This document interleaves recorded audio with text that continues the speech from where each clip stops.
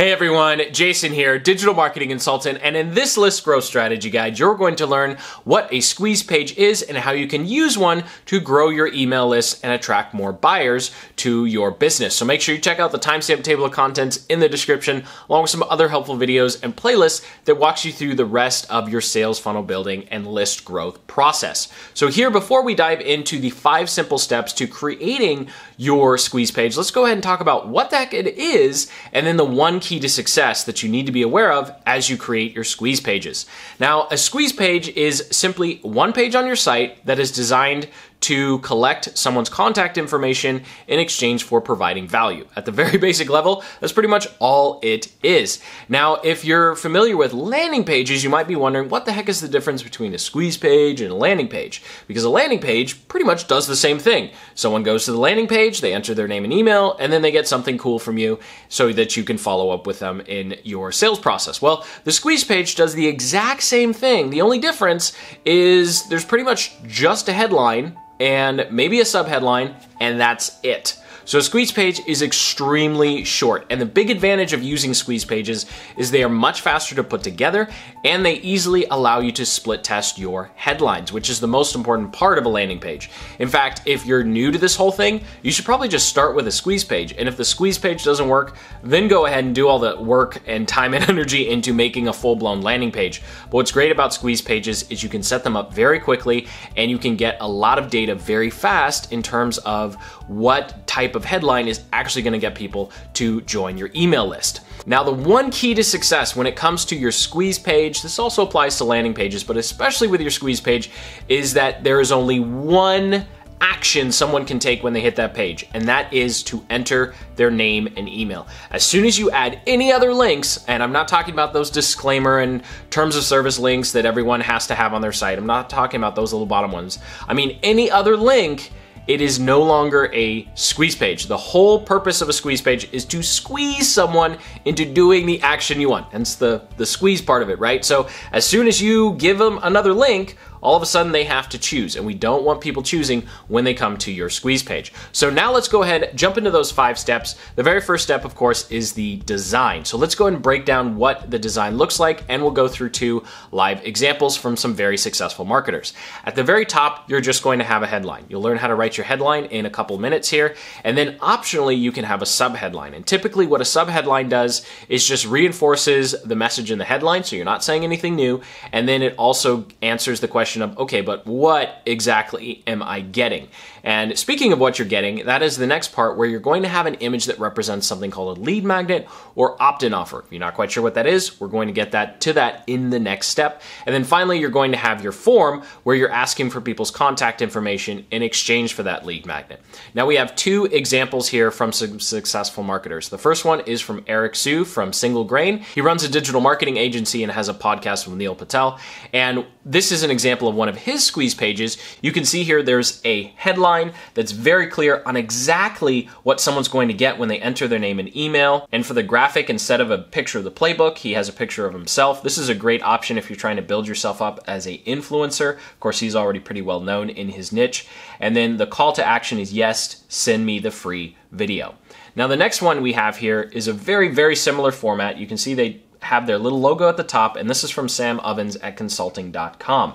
You can see the headline is very clear and tells people exactly what they're going to get. And then the subheadline here is extremely descriptive of all the great things they're going to get as a result of entering their email address. And of course, his call to action here is get started. And that is really as complicated as your squeeze page has to be. In fact, you could probably just go back, pause the video, timestamp table of contents, of course, and just completely recreate the format, those 2 formats for your own squeeze page. Now, what makes your squeeze page work so well is, of course, your offer, because at the end of the day, if you're not offering something of value, nobody's going to give you their contact information. So let's go ahead and go through what you can offer people in order to get them to enter their name and email, or just their email. And this is going to be your lead magnet. And so there are 3 keys to success when it comes to creating your lead magnet, and then we'll go into 3 different types of lead magnets you can put together. The very first key is it actually has to be valuable and actionable. I know that might seem self-explanatory, but you would be surprised how many squeeze pages we've seen from our clients where they're offering something that could have just been put in a blog post or a free YouTube video. So it actually does need to be valuable, and it needs to be related to whoever is landing on the squeeze page. The second key to success is making sure that you do take some time and effort to make sure that it's well designed.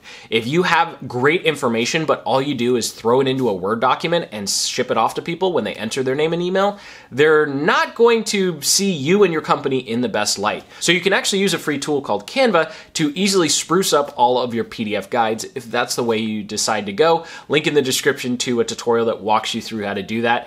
It's an extra hour or so, and it just increases the perceived value of what you're offering. Now, the third key to success when it comes to creating your lead magnet is you want whatever the information you're providing to be instantly actionable. So you don't want to create a lead magnet that says, hey, how to lose 100 pounds over the next 60 or 90 days.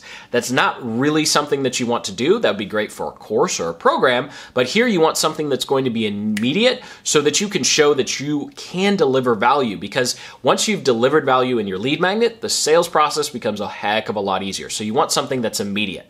And the easiest and fastest way to do this is providing a guide. So this is typically just going to be a PDF, or you could have it as a short video, and it's designed to take prospects from where they are now to where they'd like to be. So this could be a cheat sheet, blueprint, assessment, quick start guide, hacker's guide to, just some sort of quick PDF that solves a small problem for them where you know, hey, you know what, they're probably struggling with this, and if they just knew this little piece of information, they'd be able to be successful with that. You really want it to be micro and small so that they can see a result, either just an aha moment like, oh my gosh, that's such a good idea, or they can go implement it, and within a week or so, they're actually going to see success, and that's going to provide a tremendous amount of power when it comes to your sales messages and emails. They're going to be very receptive if your lead magnet actually helped them. Now, the second type of lead magnet you can do is a resources list, and this is one that's very easy to put together. It's not as powerful as a guide, but it is something that's very great to do, and this is where you just do research for your ideal customers, whether it's a contact list or maybe just a list of software that you recommend.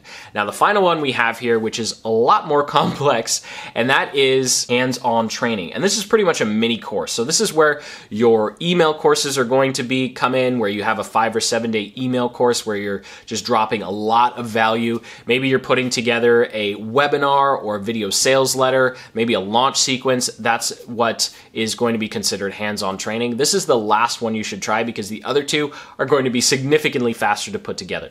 But in any case, whatever you choose, this is going to power your entire squeeze page process. So now that you kind of have some ideas of what to do, link in the description to a video that takes an even deeper dive into all the different types of lead magnets you can have. Now it's time to write your headline. And when it comes to writing your headline, you really only need to spend about 30 to 40 minutes, and you'll have more headlines than you know what to do with. And of course, using something called split testing, where you're going to test headlines against each other, you'll eventually figure out which one's the best one.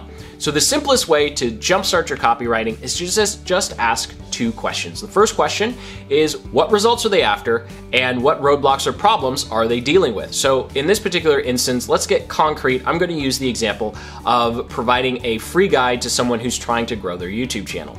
Well, what results are they after? They're trying to grow their channel, they probably want to quit their job and just be full-time on YouTube, making videos. Sounds like a pretty good life, right? Well, what do they think is getting in the way? Well, they probably think they need to improve their video quality, maybe they think they need to rank their videos, maybe they're frustrated with the amount of views or subscribers or the rate of subscribers they're getting or the rate of views. And those could all be things we could talk about and help them solve or overcome in our offer. And so what you want to do is make a long list of all of these, and then there are just 2 language patterns we can use. Number 1, how to result without hard part, and number 2, how to result even if. So you can pause the video, of course, if you want to go through all of these examples, but I'll just read off a couple here. You can see the first one, how to grow your channel, which is a result that they want, without getting lots of views, which is a roadblock. Because a common belief would be, oh, if I want to grow my channel, I have to get a lot of views, but I don't know how to get a lot of views. And so if we have a headline that says, hey, you don't have to get a lot of views to grow your channel, people go, oh, well, that's cool. How do I do that? Because it's allowing them to sidestep a problem that they thought they'd have to overcome.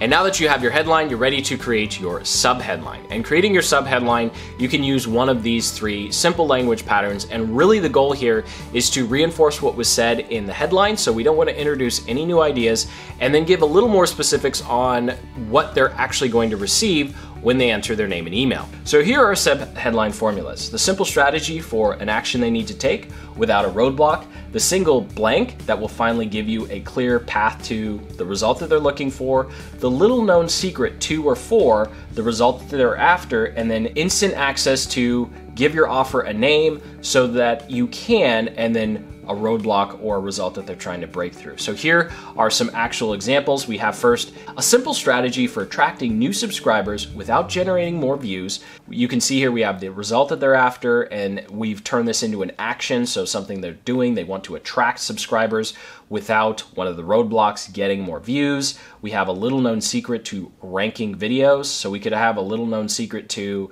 improving bad video quality or doubling your subscriber count. Obviously, it needs to be true. Then we have instant access to the monetization playbook so you can start enjoying a part-time income. So here, monetization playbook, we've given our opt-in offer a name, and then we're saying, well, what is it going to allow you to do? Generate a part-time income. And that is one step closer to them generating a full-time income. Now, the final one we have here is just a generic one. Get instant access to the complete YouTube growth blueprint so you can make 2019 your breakout year. And I included this one because you can pretty much change the text around in this one for whatever you are offering. So pretty much any niche, something could be the breakout year. So I'll let you play with that one, but that's the headline, subheadline that we're going to use in this example. So now that we have our headline, we have our subheadline, and we know kind of what our lead magnet's going to be, which is what we did in step number 2. We're ready for the final part here, which is our call to action.